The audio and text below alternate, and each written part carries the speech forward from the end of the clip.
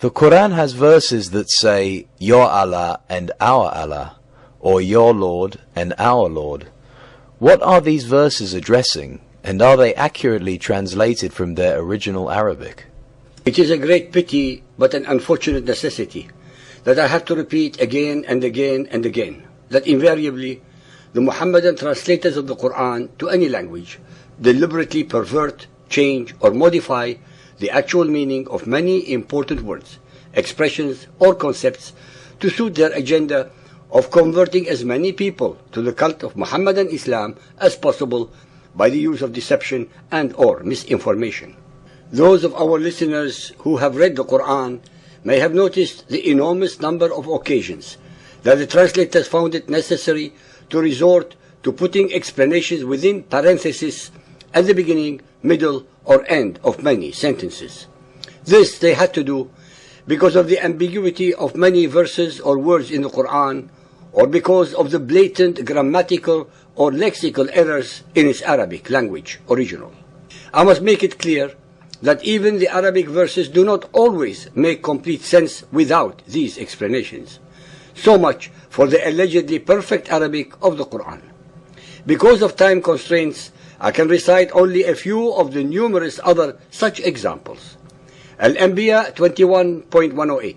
Say, what has come to me by inspiration is that your Allah, ilahakum, is one Allah, ilahan wahid. Will ye therefore bow to his will in Islam? Wa antum muslimun.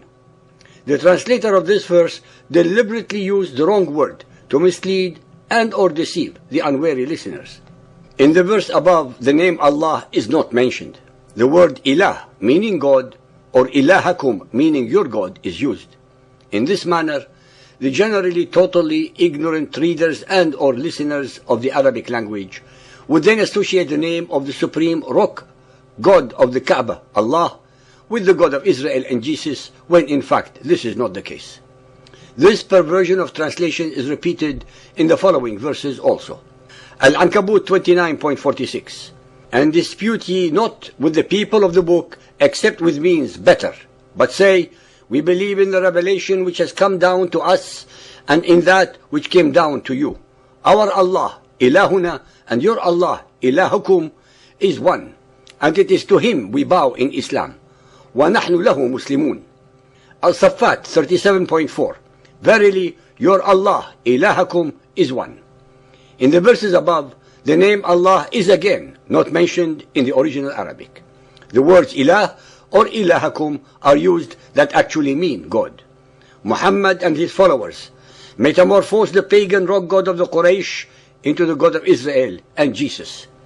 As we have demonstrated earlier in chapter 3, if Allah did actually mean God in the language of the Arabs, then the Shahada, which is the recitation of the witness verses that confirm and or convert people to Muhammadan Islam, would have been La ilah illa al-ilah, meaning there is no God except God, instead of La ilah illallah, meaning there is no God but Allah. Hence, obviously, calling the name of the rock god Allah. This is of course not different from the names that the pagan Romans, Greeks, Babylonians, etc.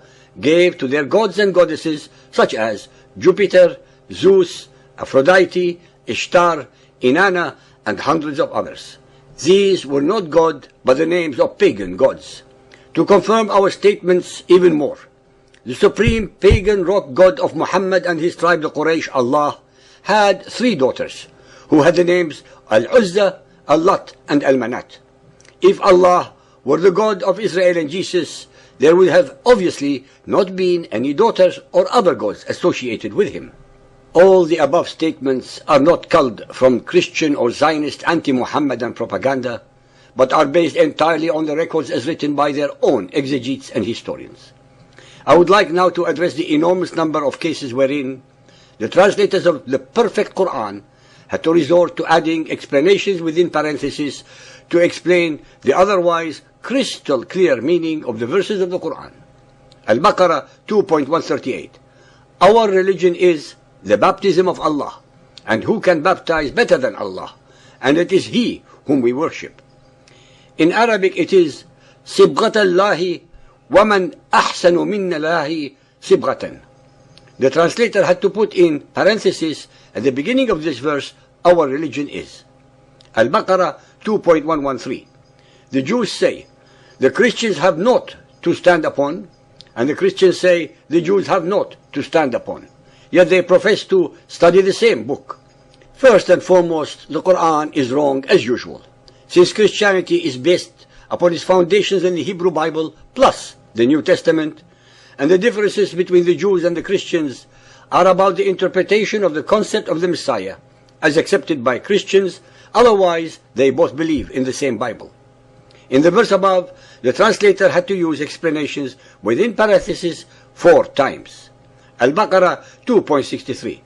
And remember, we took your covenant and we raised above you the towering height of Mount Sinai, saying, hold firmly to what we have given you and bring ever to remembrance what is therein, perchance you may fear Allah. In the original Arabic, the name of Mount Sinai is not mentioned.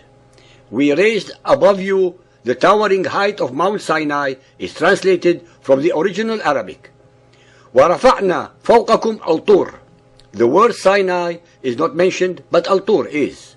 What was in Muhammad's mind when he used the word Al-Tur? The Muhammadan philologers recognize that Tur is a foreign loanword, not Arabic in origin, by such luminaries as Al-Suyuti, Al-Jawaliqi, and Ibn Qutaybah. In Hebrew, it is Tur. In Aramaic, Turah. And in the Hebrew Targums, Mount Sinai is called Tur Sinai. Muhammad, as was his forte, plagiarized and associated the word Tur with Mount Sinai based upon the traditions of the Judaized Arabs of the Arabian Peninsula. Al-Baqarah 2.93. And remember, we took your covenant and we raised above you the towering height of Mount Sinai. وَرَفَعْنَا فَوْقَكُمْ الْطُورَ. Al-Nisa 4.154. And for their covenant we raised over them the towering height of Mount Sinai. وَرَفَعْنَا فَوْقَهُمْ الْطُورَ. Maryam 19.52.